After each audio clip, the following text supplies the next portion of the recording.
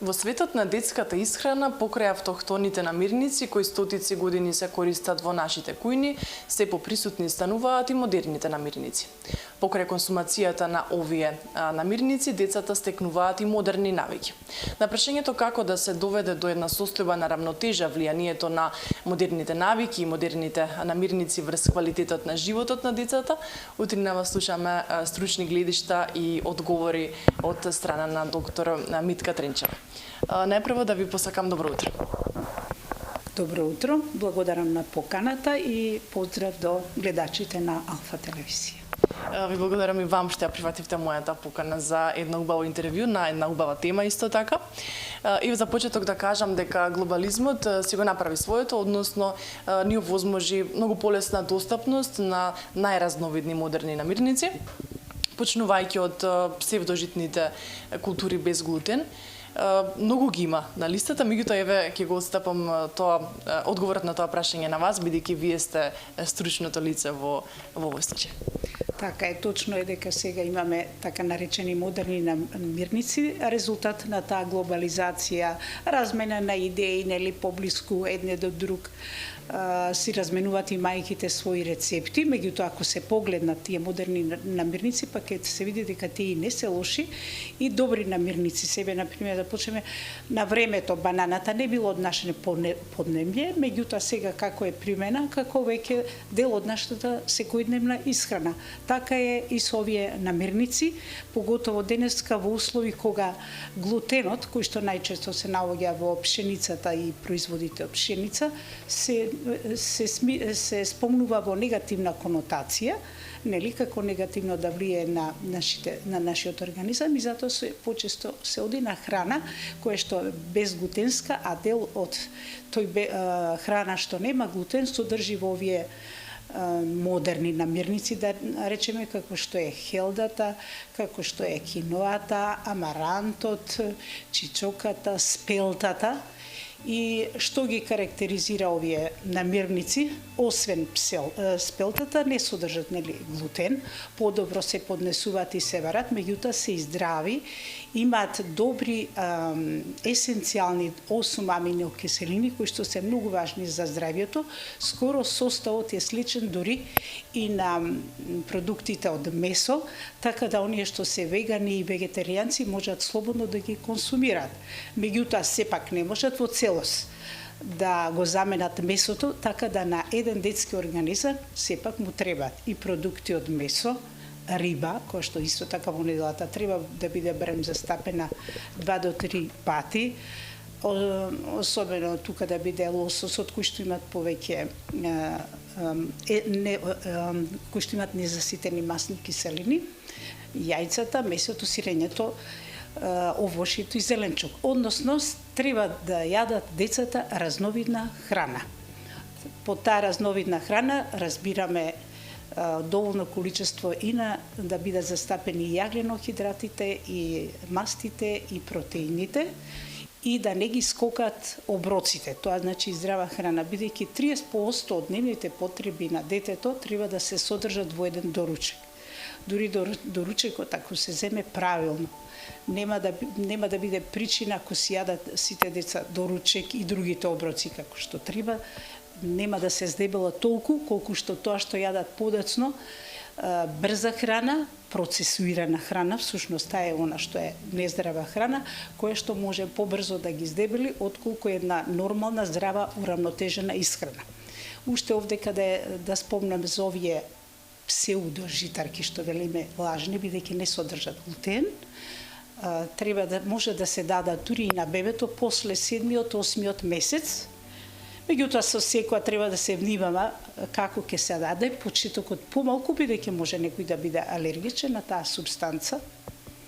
И во однос на спелтата, што представува еден претходник на пшеницата, таа содржи глутен, меѓутоа во многу помали и потолерантни количини отколку што е пшеницата. Меѓутоа сите што немаат интолеранција или алергија или аутоимуна болест на глутенот, не значи ако тие се здрави што го поднесуваат глутенот, не значи дека треба да исфрлат пшеницата од својата исхрана.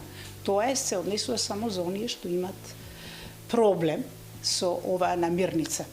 Така да здравата, тука треба да го спомнеме и авокадото, кој што е многу богато зелено овошје, што велиме, кое што е многу богато и со есенцијални масни киселини и добар е во подлога и на разни кашички, намази, салати и така натаму што го прават родителите. Какви сценарија имавте можност да видите во текот на вашето истакнато искуство како педијатар? Како гледаат родителите на модерните намирници и се разбира како гледаат децата на овие намирници? Например, кои се најчестите грешки при консумација на модерните намирници и колку е пожелно или првично дали е пожелно да се прави комбинација на автохтони и модерни намирници? Може да се прави комбинација. И родителите самите што доаѓаат, веќе има мајки кои што читаат, споделуваат искуства во форумите и прашуваат. Добрата страна е што прашуваат кога, што и да воведат. Значи, битно е да се воведе на време, да не се брза, нели, со тие намирници. Сепак, автохтоните намирници се оние кои што нашиот геном ги препознава, нели, и добро ги консумира. Меѓутоа, и овие новите не прават проблем ако се земат на правилен начин. И во правилна комбинација нема да направи проблем, можат да ги консумират. Не е проблем, рековме, здрава храна треба да биде, односно да биде застапено од сите видови на хранливи материи што му се потребни на детето, бидејќи поготово првите години тие се во интензивен раст и развој и заради тоа им требаат сите овие продукти, треба и овошје и зеленчук да консумира, поготово помалку сокови, бидејќи сокот не може да го замени целото овошје кое што има и растителни влакна, кое што е потребно и за варењето на организмот. На самиот почеток споменав дека покрај модерните намирници децата веќе почнаа да стекнуваат и некои модерни навики. Во оваа насока од колкаво значење е најпрво што детето ќе види како пример од своите родители? Модерните навики се тоа што родителите имаат помалку време да бидат заедно да имат заеднички оброк со децата. Тоа е најважно, да имат заеднички оброк или припремата на оброк може да биде заедно со родителите, дури да кога одат во маркетите или пазарот, може и да си го поведат детето, да го запознаат со тие продукти, како изгледат, затоа на нив ќе биде им поинтересен начинот, нели, после тоа на припрема, може да бидат и тие присутни и децата кога тоа нешто оброкот се прави или кога се сервира, да биде многу поинтересен во облик на некои цвечиња, човечиња од разните бои што ни се нуди, поготово кај зеленчукот можат да имат многу идеи родителите да направат. Значи, битно е да се вклучи и во детето во тој процес на исхрана и да си овозможат барем колку е можно еден оброк заеднички или во неделата веќе сите 3 оброка да ги имат и да го прават и они истото да јадат, а не тој родителот да грицка, да речеме, чипс, а да му вели на детето јади го јаболково, добро ќе ти чини.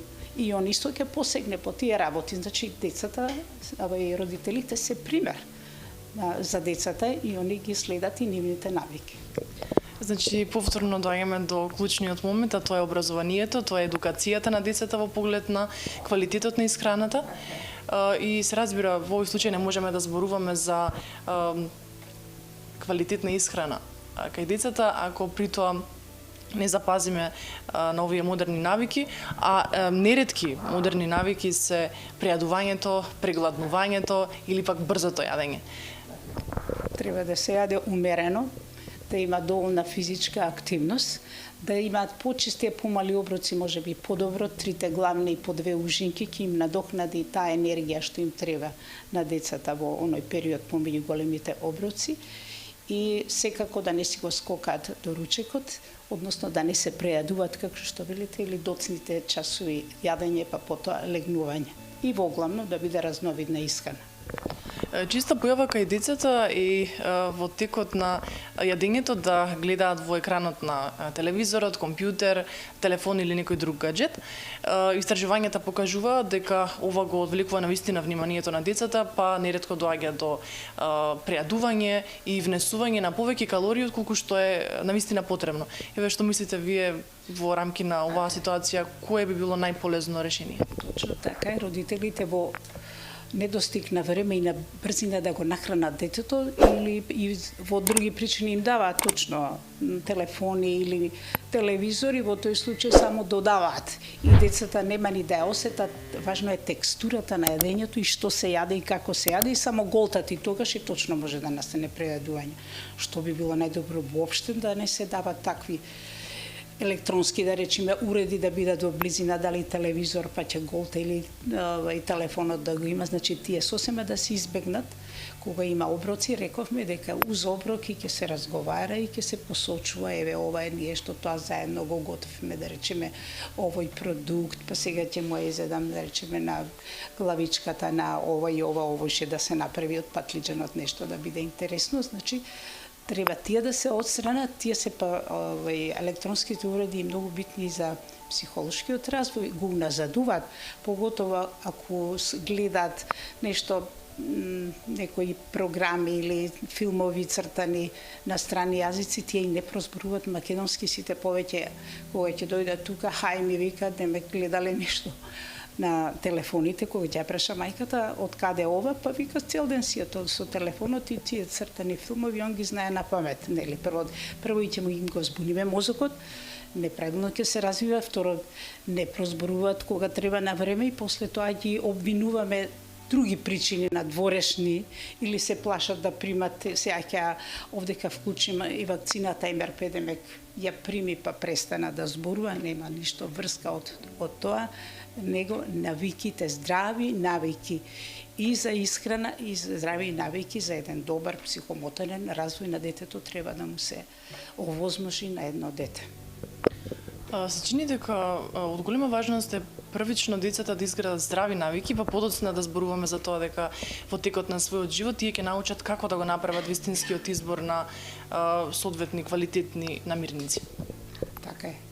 Децата од основа од мали се учат, а потоа и продолжуваат, за да не се доведеме до ситуација да мораме, како сега што има некои дечиња, да морат и посебни програми, диети да имат, или пак да настане такво пореметување во исхраната и дебелината, да морат да влегуваат и во метаболен синдром, што викаме ние како идни после возрастни луѓе, или да патат од артериосклероза, диабет тип 2 и така натаму, да се избегнат овие болести кои што во иднина може да бидат присутни.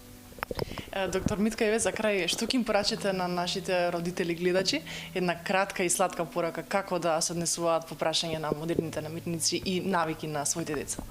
Значи да јадат здраво, разновидна храна и модерни намирници, да може да вклучат и наши автохтони, меѓутоа сепак да биде здраво и разновидно, што помалку процесуирана храна, готова храна. Значи повеќе да готват оброци во кои што и нашите зеленчуци ќе бидат вклучени и грашок, и граф, и боранија и така натаму.